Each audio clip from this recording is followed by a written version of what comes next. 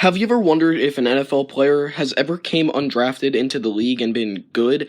There are many great undrafted players that have come and go through the history of football, but today we're going to break down two of some of the most successful.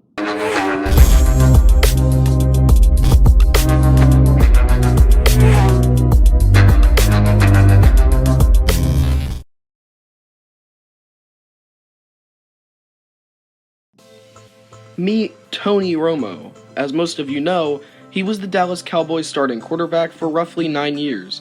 But did you know that he was actually undrafted? That's right, this college Hall of Famer went undrafted. Many speculate that it was due to the fact that not enough NFL teams simply needed a quarterback during this time.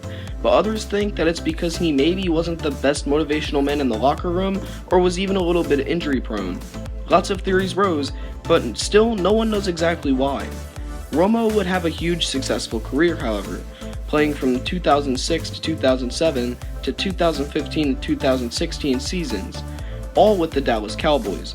Romo would finish his career with an outstanding 4 Pro Bowl berths, 34,000 yards thrown, completion percentage of 65%, and 248 touchdowns, to comparison of 117 interceptions.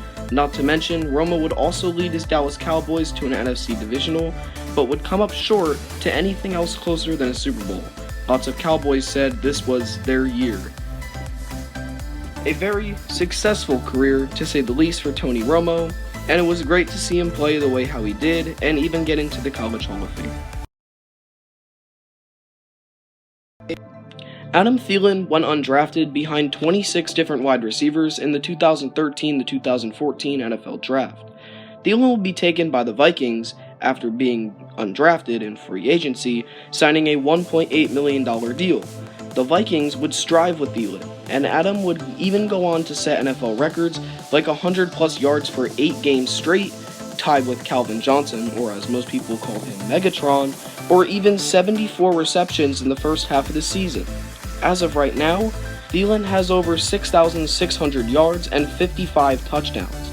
Lots of speculations have happened of why Thielen went undrafted, and why of all teams did the Minnesota Vikings choose to sign him. Well, if you know about Minnesota sports, they have a trend of drafting their own college players.